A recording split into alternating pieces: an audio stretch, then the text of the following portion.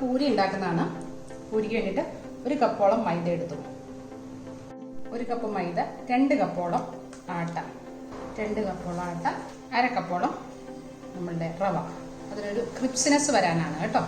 പിന്നെ നമ്മൾ അതിനകത്തേക്ക് ആവശ്യത്തിന് ഉപ്പ് കൂടി ചേർക്കുന്നു. പൂരിക്ക് ആവശ്യമുള്ള ഉപ്പ് നമ്മൾ എത്ര യൂസ് ചെയ്യുന്നോ എത്ര ആവശ്യം. നമ്മളിത് ചെറു ചൂടുവെള്ളത്തിലാണ് കേട്ടോ കുഴച്ചെടുക്കുന്നത്. പതുക്കെ വെള്ളം ഒഴിച്ചു കൊടുത്ത് തളിച്ച്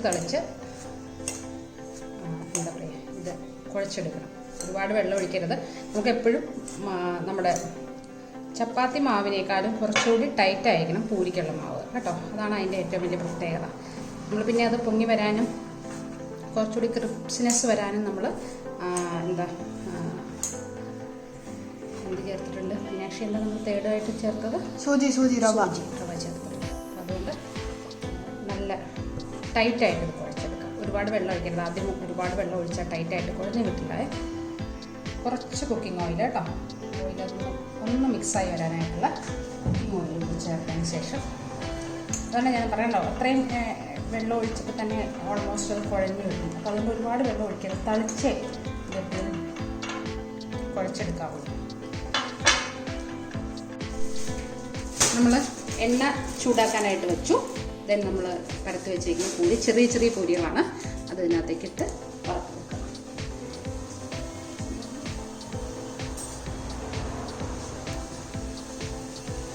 എപ്പോഴും അവിടെ നോർത്ത് ഇന്ത്യൻ പൂരി ചെറിയ പൂരികളാണ് കേട്ടോ. അതനുസരിച്ച് ചെറിയ ചെറിയ പൂരികളുണ്ടാക്കി മാറ്റി വയ്ക്കുക. അപ്പോൾ നമ്മളുടെ ഇന്നത്തെ ഡിഷ് ഏകദേശം കംപ്ലീറ്റ് ആക്കി. നമ്മുടെ പൂരി, ചന, കാലാച്ചന, പിന്നെ ഒരു സ്വീറ്റ് ഡിഷ് ഹൽവ. പിന്നെ നമ്മൾ അതിനകത്തൊരു ബൂന്തിക്ക് റൈത്തയും കൂടെ വയ്ക്കുന്നുണ്ട് കേട്ടോ. പുളി രസം വയ്ക്കാനായിട്ടൊരു ബൂന്തിക്ക് റൈത്തയാണ് വയ്ക്കുന്നത്.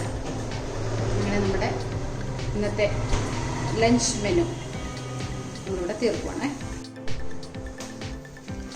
ആദ്യം ബൂന്തിയുടെ റൈത്ത ഉണ്ടാക്കാനായിട്ട് ബൂന്തി കുറച്ച് നേരം, ഇത് പുറത്തുനിന്ന് മേടിക്കുന്ന ബൂന്തിയാണ് കേട്ടോ. അത് കുറച്ച് നേരം ഒരു 5 മിനിറ്റോളം ബൂന്തി ഒന്ന് വെള്ളത്തിലിട്ട് ഒന്ന് 2-3-4-5 മിനിറ്റ് ഒന്ന് വെള്ളത്തിലിട്ടിരിക്കുക. ആവശ്യത്തിന് നമുക്ക് എത്രയാണോ റൈത്ത ഉണ്ടാക്കാൻ ബൂന്തി ആവശ്യമുള്ളത് അതെടുത്ത് വെക്കുക കേട്ടോ. നമ്മൾ ബൂന്തി ഉണ്ടാക്കാനായിട്ട് അത് റൈത്ത ആദ്യം വെള്ളത്തിലിട്ട് വെച്ചു. അതിനുശേഷം നമുക്ക് ആവശ്യത്തിനുള്ള തൈര് എടുത്ത് വെച്ചു. ശേഷം നമുക്ക് അതിനകത്ത് കുറച്ച് സാധനങ്ങൾ കൂടി ആഡ് ചെയ്യണം. കുറച്ച് ഉപ്പ്, ടേസ്റ്റിനനുസരിച്ചിട്ടുള്ള ഉപ്പ്, ശകലം മുളക് പൊടി, എൻ്റെ എരിവിന് ആവശ്യത്തിനുള്ള മുളക് പൊടി, കുറച്ച് ജീരകപ്പൊടി.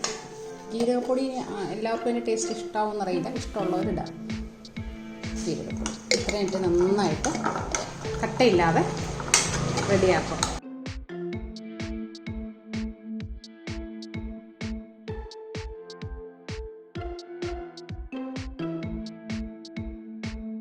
അതിനുശേഷം നമ്മൾ വെള്ളത്തിൽ ഇട്ട് വെച്ചിരിക്കുന്ന ബൂന്തിനകത്തേക്ക് ഇട്ട് കൊടുക്കുക.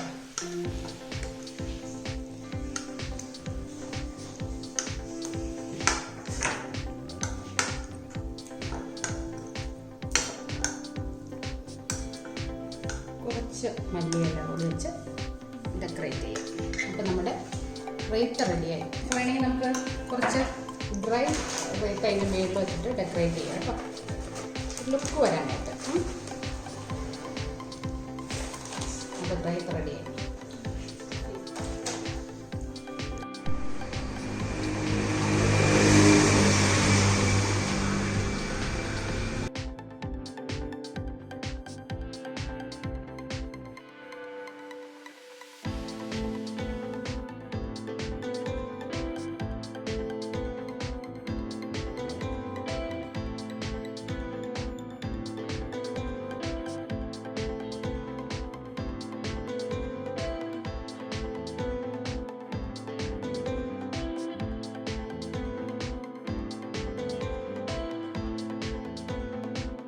I was standing on a bed of rose.